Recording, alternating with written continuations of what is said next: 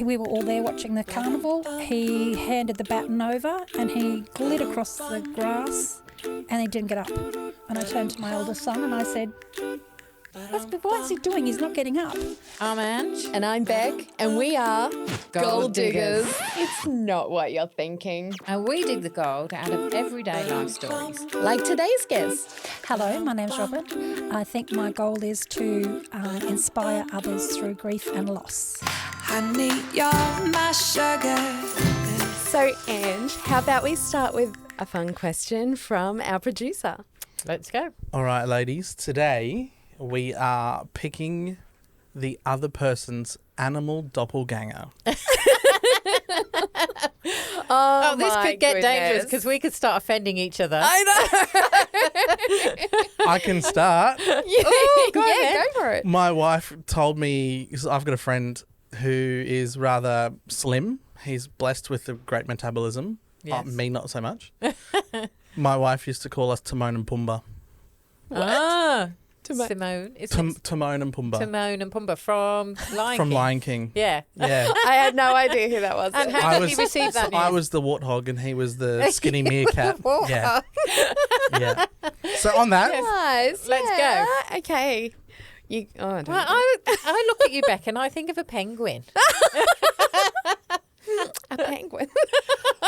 Is that because I'm wearing black today? No, but everybody loves a penguin. Do they? I love penguins. They are like one of the most cutest animals, let's be Yeah. honest. Yeah. And, and they huddle together.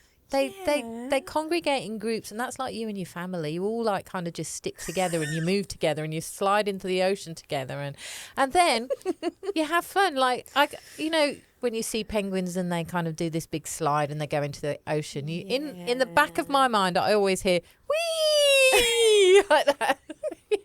We have had some great slip and slides in the backyard. Yeah, and I can imagine that's Not at our current property. We'd probably go off the edge, but that's I can imagine you making that noise because you love life. fair enough. Yeah. So there you go. That's kind of sweet. No, they're cute. Yeah, they are.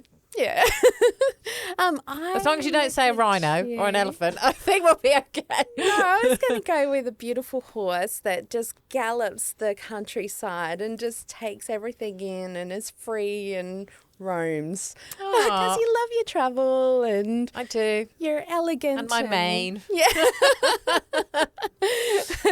No, actually, I can see that. That's quite fitting, yeah. Yeah. Because you just, enjoy everything around you. So So on that note, let's gallop into today's podcast. Honey, you're my sugar. So today we've got Robyn Longley on our show. Welcome to the show, Robyn. Thank you very much for having me. I'm very excited to delve into your story today. Thank you. And I have no idea what we're going to ask you, but we will soon find out a lot about you. Thank But you. first of all, I'm going to throw one of our interesting questions over to Ange. Yes, well, I have had a thought about this, and I think what would be a perfect day in the life of Robyn? Oh, gosh. Nice question, Ange. Thank you very much. Certainly on the ocean. I love the ocean. Anything to do with the water. Yeah. But spending it with my family. I adore my family. I have a big family. Yeah, so what things would you do? Oh, gosh. Just time. Just Yeah. time with them. Just anything. Just time. Time's a big thing. Yeah. Yeah. In our family, it's board games. Okay. And I realise why they call it board. Do you get bored playing board games? My son is like an avid board game player. He's got such a collection. Actually, it's fun though. It is a way of really bringing the family together, and there's no screens involved. And Well, I have 7 grandchildren, so Wow. too many arguments with all the kids. so you Keep see it them simple. regularly. They all live close to you. Yep, And so sure do. In Brizzy they are, so yeah. so tell us a little bit about your family. Well, 4 children and 7 grandchildren. I started my family very young. Yes. So I have a 44-year-old son. Wow. That's Beck's age, isn't it? No, I'm a bit older than Only a few years. Add another 4 years. And 40-year-old daughter. Wow. She's my best friend. I adore her. 37-year-old son. But your son isn't.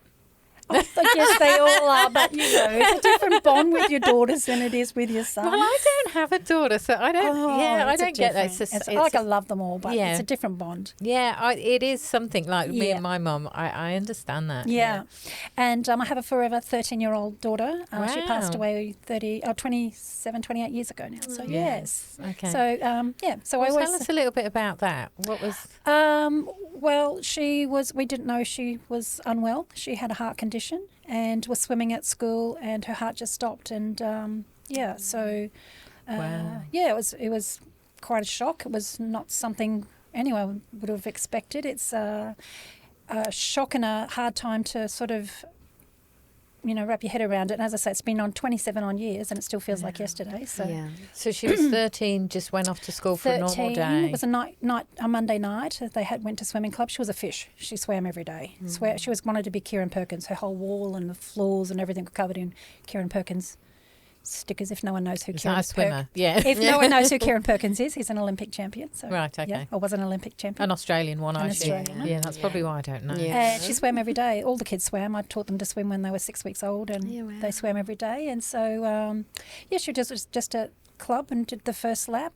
And I wasn't there. I lived from here to probably the front door away from where we lived. And I heard I got there because I was late from coming home from work. I was a single mum at the time. Was very late coming home from work. Kids, we'd only moved house the day before. So everything was still schmozzles. When I got to the pool, they hadn't even started the races, so I was only like 10 minutes late. And the kids didn't have their towels. Nicole was dressed like Annie Oakley. She had 2 pigtails, her brother's flannelette shirt on and these little pair of pants like I've got on. Yeah. I said, you haven't got your towels, you haven't got anything. I'm going to run home, grab them. Spoke to one of the other mums, can you keep an eye on the kids? I'll be right back. Heard the starter gun go off. Am I getting into this too much? No. Okay, let's go. No, Heard the starter. detail's good. Heard the starter gun go off from home, and the next thing, my young son's on his bike. He was only 9 at the time. He's run in the door and he's said, Nicole's dead. And I said, what are you talking about? Oh, my goodness. And my girlfriend's out in the car, beep, beep, beep, beep, beeping the horn. And my other daughter was in the car. And she said, just run, run, run. And so I got in the car and I said, what's going on? So I pulled up. She stayed in the car with my other 2 younger children. And I ran in and she was just laying there. No one was doing any CPR or anything on the side of the pool. And I don't know why my mind ran to go get the phone to ring her father, but my mind ran to go to the phone so he knew what was going on. And, excuse me, so I started to get a bit hoarse. The ambulance arrived, but the ambulance couldn't find the pool and they were a little bit of time coming.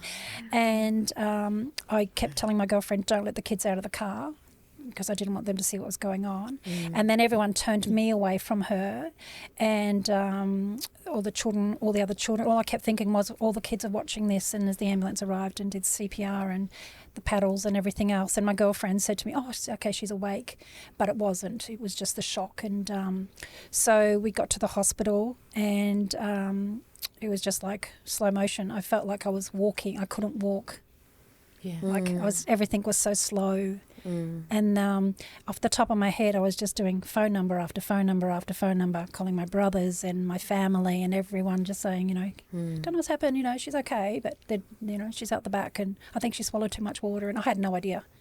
So nobody told you? Not the conversation that was about to come from the doctor. I had no idea. So when your son came running to the house riding to the house on his bike, and he said, Nicole's dead, how did he know that she was dead at that They dragged her out of the pool. They had gotten her out of the pool. But my son, who's now 37, has a lot of issues, and he doesn't talk. He does not talk about it at all. So And was he younger or older than younger. her at the time? He was 9. Yeah. So Matthew was 9. My story is a bit bizarre. I should write a book. So Matthew was 9. Charlene was 12. And then my oldest son, I hadn't met him yet. I adopted him out when he was a baby. So that's a whole nother story. Wow.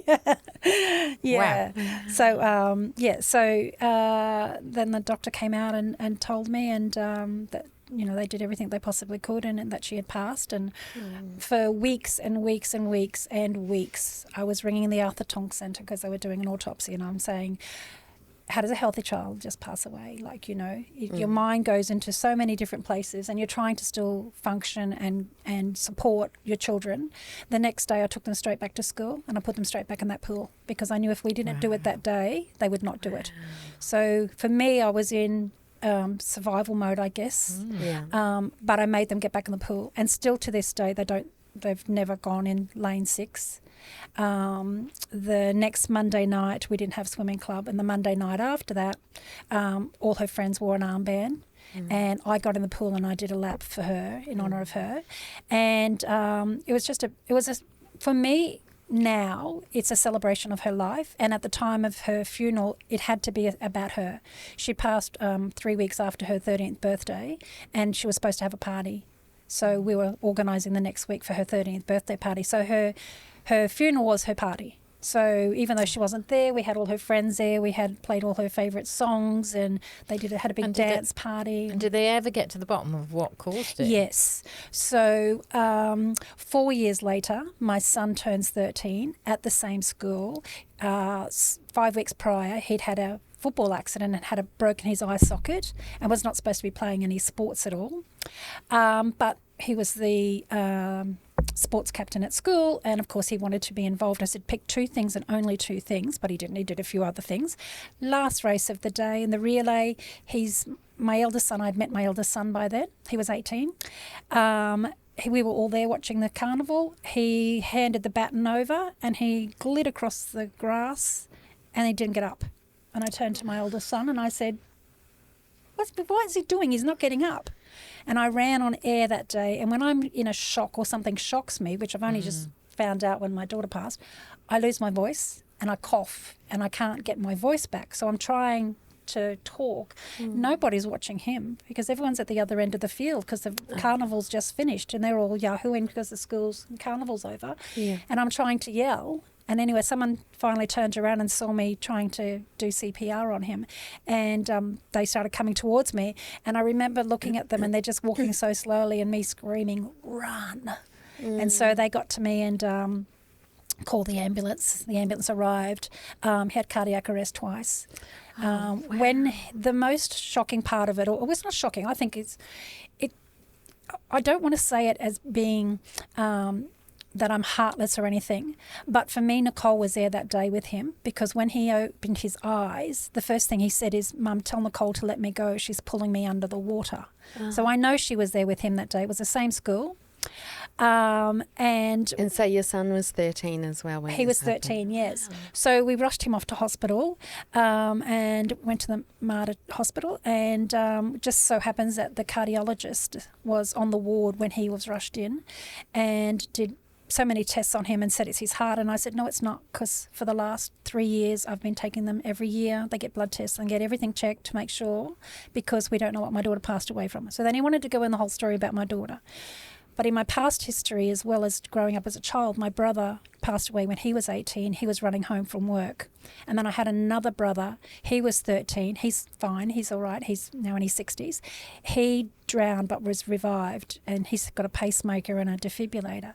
So this cardiologist did all the tests and found out that we have a strong family history of a heart condition called prolonged QT, which makes the heart go very fast. It's also related to SADS, which is sudden adult death syndrome. Yeah. And they think that SIDS is related to this same heart condition. Lots of tests were done on them to try and find out, what is this long QT or prolonged QT. And so I now have grandchildren who have this same heart condition. So is it quite a rare condition? It was, but with all the testing that's been done over the last so many years, it's not as rare as we thought it was. Because you often hear it, don't you? Like sports people, yes. famous footballers or whatever. And the sad thing is that an autopsy won't show anything up, which is why when she passed, I kept ringing the orthodontic centre. You're going to have an answer for me. You don't know, a healthy 13-year-old child just doesn't die. So there's got to be something, Yeah. So that was, and I think it gave me peace of mind, which is, as again, I'm not know if I'm using the right words or not, but for me, it was peace of mind that it wasn't my fault. because so much blame. And I still do, I think, if I wasn't running late from work, I've done a lot of self-help, a lot of work on myself to realise that wasn't my fault. And, there's nothing you could have there's done. Nothing I could have done. No. Ooh, excuse me. Nothing you can do, but still it's, it's my baby and, Of course. So yes. I don't think it's something you'd ever get over, really. Yeah, you never get over it, but you learn to, it's not you don't learn to live with it, but you learn to process the pain. And of course there's moments, and last year was her 40th birthday and we had a massive big celebration for her 40th. All those little milestones, her 18th, her 21st, but her 40th, I thought it's your last big celebration, and it's really, when you're a mum, it's your last big celebration for your child, really. So we had a big party in the park, and all the family came, and all her school friends, which I'm still in contact with, some of the mums and things, they came along, and it was just a beautiful celebration about, where she could have been in this life. And for me, I feel I'm gifted to have had such a beautiful child. And even though it was 13 years and it wasn't long enough, she was such an angel. I look back and you don't think about this about your kids, but it puts in perspective to sit and take a moment and see all the good qualities in your kid, because we just get so busy every day that we don't just take that time at the end of the day to just sit and say to our kids, gosh, you're so good, I'm proud of you, you did well today, whatever. The next day just rolls in, being a mum.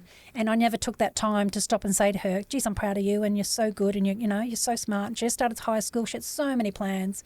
And she was such a beautiful child, but I never stopped because I was so busy and being a single mum, and, it was hard. So for me, me speaking out and doing this podcast today is the hope that, unfortunately, life goes on and we're all going to witness something or have something happen in our lives or know someone that if you know somebody or it's you yourself, don't forget to get yourself some help, but also get the kids some help, because we get caught up in ourselves that we forget. But for me, as I said, I had a lot of things happen to me as a child, and my main focus was the children, because I knew that I never got any help when I was a child. So my main focus for them was to get them some help. Are there any signs to it? No, unfortunately. Your grandchildren have got my the grandchildren same thing. now have it, yes. Have the doctors given you any preventative things that No to sport. watch out for? Yeah. So anything to make your heart go too fast. Okay. So when you swim, you don't feel your heart rate when you're swimming along until you stop. And then you stop and if you've done a lot of laps. Yeah. But while you're swimming, you don't feel that. So swimming is a main thing that a lot of people will pass when they're, you hear of the athletes in the surf carnivals and things like that. Once they've exited the water, that's usually when they collapse. So no adrenaline. So anything to do with adrenaline. Medication, I nearly died from cough mixture. Wow. Yeah. So there's no real indication. There's no telltale signs except that your heart goes So fast. what happens when you take cough medicine? What happened to you? Well, I can't remember what the ingredient is with the cough mixture, but it accelerates your heart rate. Yeah. So my heart was just, and I couldn't get it down, and I was, And then is there medication they give you to reduce adrenaline? You can take. My children started off with a medication called Notin, which is given to the elderly for high blood pressure, but. It was lowering it too much for them. It was only a tiny little tablet, it's just a quarter of a tablet. But they were having side effects. And the main side effect was, as they got older, I was told that it could cause deformities for girls, deformities with their babies, and for boys it could cause impotency. So I had to let them have that decision on their own. Do you want to continue to take this medication now that I know what the side effects are? This is a choice that as teenagers you need to now make for the rest of your lives. So everyone stopped them. They all stopped their medications and things. My eldest son, Ryan, who's 44, he's just had some work done on his heart. He's fine. He's all good. And then my grandchildren, I also have nieces and nephews, and one of my nieces, her children go to the cardiologist. So my great nieces and nephews go to the cardiologist. We're all very mindful of it. Very, very mindful of it. And so where is was it your husband? My children's father. Yeah, your children's father. Where was he in all of this? Because are they all from the same father? Yes, they are, yes. But then you raised them as a single mother. When 9 months before Nicole passed, I'd had enough because it was a little bit... I have to be careful what I say because if my children sit back and listen to this, I don't want to. Is he involved in their life much? He's passed. Yes. But he was very physically abusive and very mentally abusive, and I never thought my children ever saw anything, and I stayed with him because I wanted my kids to have a mum and a dad. Yeah. Because I didn't have a mum and dad, and I wanted them to have a mum and dad, so I stayed in it, and I just persevered with it until I came home one day. Charlene was at an orchestra. She didn't play music, and we'd gone to a concert and walked in the kitchen, and we had a rounded kitchen. And so I walked one way, and Charlene came up around the other way, but he didn't know she was behind him, and he king hit me, and I thought I'd broken my jaw and had to go to. Wow. That morning, the next morning, I packed a garbage bag with clothes. He was at work, and I grabbed a taxi and ran out the door. So I never went back. But that was hard because the kids wanted their dad. And how old were your kids? 13, 12 and 9. And then Nicole passed 9 months after that. But it was also on her 13th birthday that I had an AVO taken out on him so he couldn't come near us because he broke into the house and things like that. And so you had all that going on and then you lose your daughter? Yes. Wow. But then 2 years after losing my daughter, I decided... I was opening up myself to meet someone, and still took the kids to the pool. We went to a pool, and the kids were swimming, and saw this little girl in the bathroom, and she was calling out, "Dad, Dad, Dad." So I jumped up and got my kids out of the pool and jumped up and went into her, and she had her swimmers, and she couldn't get her swimmers back up because she was all wet. So she was only a little 7-year-old, so I helped her put her swimmers on, and she ran off and sitting on the side of the pool with the kids.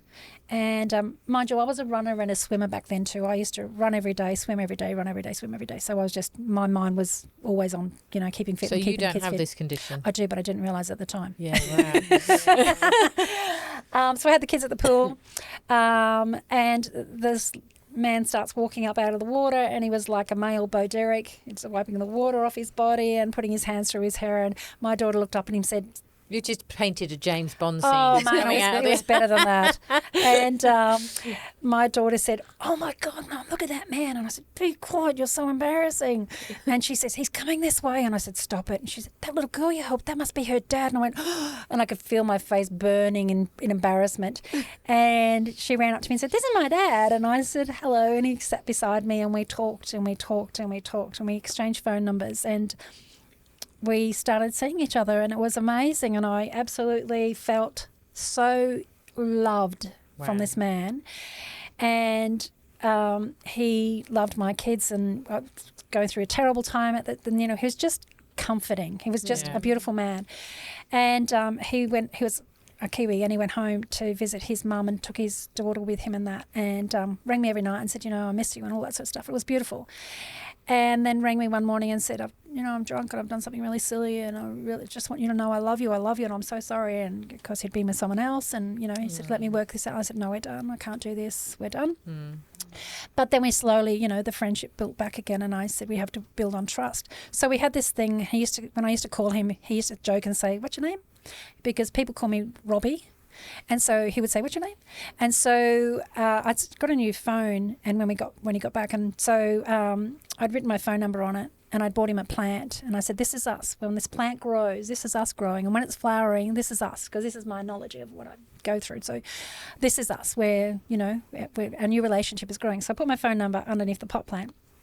And he said, "Got a bet with you." And I said, "What's the bet?" He said, "First one to call the other has to take him to dinner." So I said, "Well, you better book then," because I was making the joke that I'm not going to call you. I'm really going to be strong with this, and I'm not calling you. You call me first because I want you to book the restaurant. And he said, "Don't worry about it. I don't know where we're going anyway." So didn't hear from him. I thought, "Oh, you cheeky bucket, you're playing hard to get." 3 days went past. I thought, took the kids to the pool. It was Saturday afternoon. Took the kids to the pool. Driving home, we said, "Let's go drive past and see whether we call in or not." So I drove past. He's having a party. All these people are there. There's this massive party going on. And I went, what the hell? So I was staying at my sister's at the time and went and called him, and I said, he didn't answer. And then I called again, and then his mate answered the phone. He said, oh, Rob, we've been trying to get hold of you. And I said, I'm glad somebody has. What's going on? What's he having a party for? And they said, he's not. He's gone. I said, what do you mean he's gone? Where did he go? And he said, can you come over? And I said, no, tell me what happened. And they said, he went to a party and a fight broke out and he got hit in the head and he's gone. Oh, what? And I said, what do you mean he's gone? And I could not comprehend. So it took me 3 years to realise my daughter had died, because when I lost Roscoe, it was like a light bulb moment went on. And then I'm not grieving the loss of him, I'm grieving the loss of my daughter, because I realised she's not coming home. And I was in this bubble fixing everyone else that I realised she's not coming home. So I had never had alcohol in my life until then. And then I drank for 6 months. I sent my children to live with their father. With all the struggles that I'd gone through to try to keep my family together, I'd lost my eldest son because I adopted him out. I'd lost my daughter. I then find someone, lose him, and then I send my children off to live with their father because I just couldn't bear to lose anyone again. But in between all that, we were going through a custody battle too, and my son was granted by the courts to live with his father and my daughter to live with me because we'd already lost so much. So then my children got separated. So that was all and going on. And you know what that feels like, I guess, from your Yes, background too. yes. So I was thinking of that moment where you said your son collapsed on the sports field and you'd not long had that experience with your daughter passing away. The fear of that must have just like so overwhelmed you because you'd now just had this traumatic experience. You know, how do you deal with that in life, go through life every day, not letting that hold you back? He was in hospital for 2 weeks, so I stayed with him for the whole 2 weeks in hospital. I didn't leave his side. I looked a wreck by the time I'd gone home. I didn't shower, I didn't do anything. I just stayed there with him by his side. I would still have that fear every day. And there's nights I wake up in the middle, excuse me. I wake up in the middle of the night, with the fear of my grandchildren. That'll never leave me. I'll always have that. And no matter how much counselling I have, no matter what, that fear is always going to be there. Because I know that they have this heart condition, and I know how it, it took my daughter and how it nearly took my son. So, no one's ever asked me that question ever. So that's really kind of sort of got me. Well, because I'm putting myself in your shoes. And I know that would be the first thing if I see my son collapse on the floor. That would be the first thing that would rise up. Is this happening again?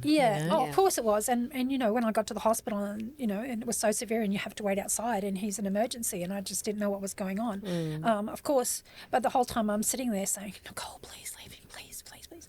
And also, I didn't say this before, but I'm actually going through some medical conditions at the moment. I've got a tumour at the moment that I'm having to have removed shortly, and I'm talking to Nicole every day and saying, I don't want to go yet. I know you miss me, and I talk to her all the time. I feel her presence all the time. And probably the last week, I've been waking up in the middle of the night and I'm feeling like she's laying beside me. And I know anybody who's spiritual, have lost anyone, know that they get that feeling sometime that there's someone around them. So the fear is always there that I'm going to hopefully never ever be here for it, but that fear of that someday one of the others might have a turn with this heart condition and things like that. So where do you find hope in all this? You painted that picture. You've lost so many people so close together in your life. You must have reached a point of total despair. Is there hope for the future? Where did you find that? I probably did a story about, I did some public speaking about maybe 3.5 years ago. And I remember sitting back saying, I don't think I'll ever find love. I don't think anybody will ever love me. And I don't think that there'll ever be anybody out there when I tell my story to them, because how much tragedy. And I remember dating a man probably about 6 years ago. And I thought, this is lovely. And it was Mother's Day. And on all days he says to me, I don't think this is going to work out. And I said, oh, why would you say that? He said, because you've had so many people die, I'm just scared I'm going to be the next. And I'll never forever forget him saying that to me. And I thought, how heartless. It's Mother's Day. And I sat back and I thought about it. So when I did my public speaking a little while ago, and I sat and I thought, I don't know that there's ever going to be anyone who will want to love me because of all the tragedies. So only a little while ago, I did some self-help and did the growth and had to go back into my childhood and all that. And heck, there's a lot to love about me. And so my hope at the end of the day is that people see me for who I am. Yes, I have many strengths. Yes, I have some flaws as well, don't we all? But I have such strength, and I just hope that today's podcast, when it goes out, shows that no matter what you go through in life, there's still a light and there's still a rainbow, and look for the good, not the bad, and just take every day as it comes. And everybody says that, but unless you've gone through a lot of this, yes, every day is so important, because you just never know. You never know 10 minutes down the track. You never know 10 days, 10 years, down the track what life's going to bring you. And I'm still single, and I'm in hope that one day, Prince Charming will come back into my life somewhere along the line. I know he will. It's great that you're still in hope for that. Oh, like, you course. don't believe that lie that tells you that. Gosh, no, won't. never. We all deserve to be Yeah, loved, and yeah. hell, I've got so much to give. And you're in disability services as well. Yes. How important is giving back to you in kind of getting through some of these things? Oh, because, everybody has, I repeat it and I say it all the time, but everyone has a story and everyone has a life, and you can't judge somebody by what you see. You've got to, look at further than that. And, I don't know your life story and I don't know your life story, but you know a little bit about mine. Yeah. But you just got to treat people with kindness. And if we don't do that, I mean, gosh, there's just too much of, we judge. And as women, I think we need to be warriors for one another and be in our own little tribe, because, I have a beautiful group of friends and, they know a little bit about my life story. But they now, I have one of the ladies who said to me, you found your tribe now. And that was 2 years ago. She said, you found your tribe now, when you're never going to lose us. That's it. And I sat back and I thought about it, and I thought, where was that? I needed that many, many years ago, but I didn't realise that many years ago. So you can't look back is one of the things too. My past is my past, but my daughter will always be my daughter. And when someone always asks me, I just recently was thinking about this, someone said to me, how many children do you have? And I said, 4. And they go, oh, how old are they? And then I tell them, but I don't say a forever. Sometimes I say a forever 13-year-old, and sometimes I don't mention. Then someone will go, if they're pretty clued in, they'll go, you only said 3 kids. And I go, oh, yes, I have a forever 13-year-old daughter. She's still my daughter. Yeah. She'll always be my daughter. So I still have 4 children, no matter what. I always have 4 children. That's true. So you just, if I could leave it with that, you need to embrace everyone that you come across with love and kindness, and Beautiful. don't judge anyone, because you just don't know their life. I love that, Robyn. I'm so inspired by your story. Just like, you seem so full of life and looking to the future with hope. And considering all that you've walked through, that's miraculous, really, that you're at this point. And obviously you've done the work to go back. I've done the work, visit. but I have also fallen many times, many, many times, been in bad relationships because I didn't see my own worth. But I know my worth now. Don't you worry, I know my worth now. Do you think that came through your counselling sessions, learning your worth? I would never have gotten to where I am today without that. I put a mask on, and so I masked so much, and I accepted so much, because I thought, who's going to want me? Who's going to want me? But I don't think that anymore in my life, I know that, I'm happy just to be by myself, and I'm loving life, and got myself a puppy so that he gives me company.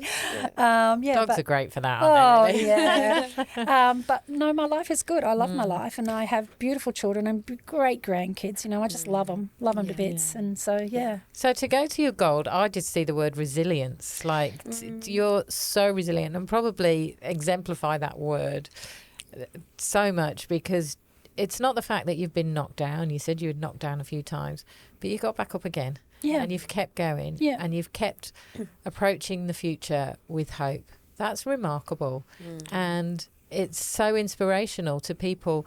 You know, we might just have one loss in our life and it can derail us, and you've had a few significant moments of Yes. that. And I know your life can be an example to others of how you can actually push through those moments and find beauty in those moments, and, you know, come to the days where the sun does shine again. Yeah. You know.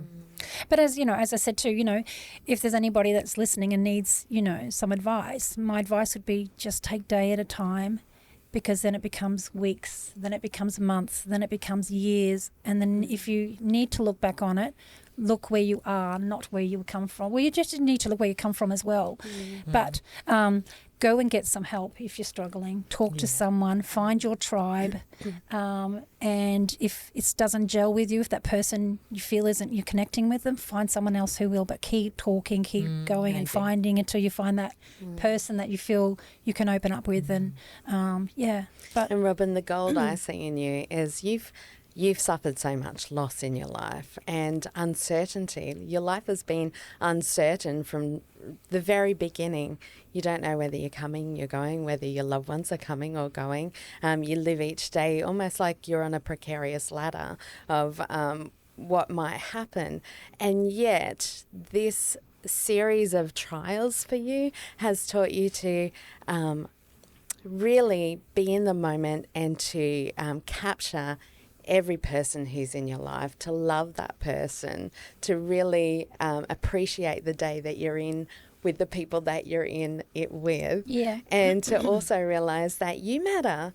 It doesn't matter how other people make you feel. You know your very self that you matter, that you're worthwhile, you have a purpose in this world, and at the moment your purpose is to love your family. That's and you know that their health may or may not be steady, but that gives you even more effort and time and love for each of those precious little grandchildren, each of your children, those people who are in your world, and that gives you a greater awareness to love the people you're with at the moment. So I think you've got a great place where you are right now in your mind and your heart to make the most of the world that you're living in today. True. And that's the gold I see in you. Thank you. It's true. Thank you very much. And dogs always help too. So get a dog. Just not a dachshund. I've had that trouble. Or groodles. They're so hyperactive. I have a sheep. They're easy. They just graze. Just avoid goats. Yeah, no goats. Never again. You've got a story to tell. She does. So lovely to have you with us, Robyn. Thank you so much for having sharing me. your story. I know it's going to impact and inspire a lot of people. Yeah, Thank you very much. Thank you so much, Thank Robyn. you. Lovely to have you. Thank you. Thanks for listening to the Gold Diggers podcast. If you want to be a guest or you want to reach out, you can do so on our website, thegolddiggers.com.au. We also share behind-the-scenes footage and giveaways across our socials on TikTok, Instagram, YouTube and Facebook. We dig for gold every Wednesday, so subscribe and follow now so that you don't miss a story that could change your life. I need your my sugar.